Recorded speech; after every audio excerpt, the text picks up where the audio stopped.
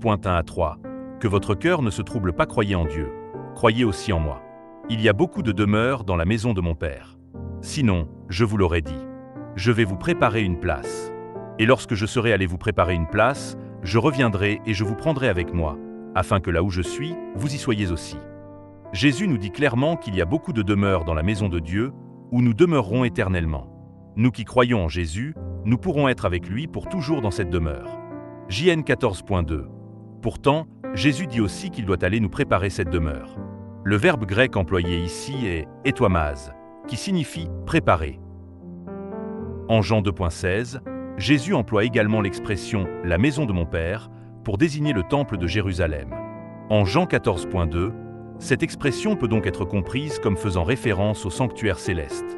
Mais, en définitive, la maison du Père, ainsi que le lieu où les croyants demeureront, ne doivent pas être compris simplement comme un endroit. Il s'agit avant tout d'une réalité personnelle. C'est là où demeure le Dieu trinitaire. Autrement dit, le lieu où Dieu est présent devient la maison de Dieu, et c'est là que nous demeurerons éternellement. Nous ne devons donc pas fixer notre regard principalement sur un lieu, mais sur le Dieu trinitaire qui y demeure. En attendant, le Saint-Esprit vient à nous et demeure avec nous, afin de nous permettre de goûter dès maintenant, par anticipation, à la vie éternelle qui est en Dieu. Lorsque nous demeurons dans le Saint-Esprit, nous entrons déjà, d'une certaine manière, dans l'éternité de Dieu. Cependant, nous ne pouvons pas encore jouir pleinement du royaume de Dieu. Le jour où nous jouirons pleinement de l'éternité de Dieu sera celui où nous irons auprès de lui et où, ressuscités, nous demeurerons dans l'amour du Dieu trinitaire. La parole de Jésus disant qu'il va préparer une demeure semble, à première vue, contradictoire avec ce qu'il vient de dire, il y a beaucoup de demeures. Mais Jésus ne va pas simplement préparer un lieu matériel. Son retour auprès du Père constitue lui-même cette préparation. En effet, Jésus doit retourner auprès du Père afin que le Père puisse nous envoyer le Saint-Esprit au nom de Jésus. Car si nous n'entrons pas dans la communion du Saint-Esprit, nous ne pouvons ni connaître l'amour de Dieu dans ce monde, ni entrer dans la maison de Dieu. Ce n'est donc pas tellement la demeure de Dieu qui doit être préparée. En réalité, c'est nous qui devons être préparés afin de pouvoir demeurer dans le royaume de Dieu. C'est précisément l'œuvre du Saint-Esprit, nous préparer à demeurer dans le royaume de Dieu et nous sanctifier. Cependant, nous ne pouvons jamais parvenir à une sainteté parfaite par nous-mêmes.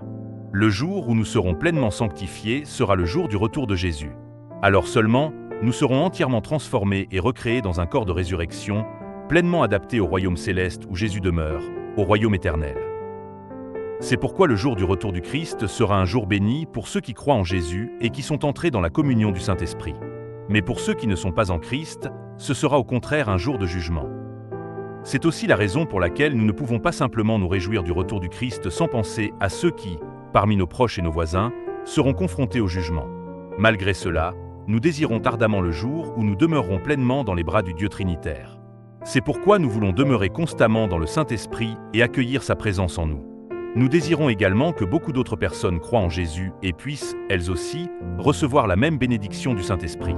Prions afin que nous croyions en Jésus, qui est le chemin vers l'éternité, que nous recevions le Saint-Esprit et que nous puissions tous entrer ensemble dans ce royaume. Alléluia!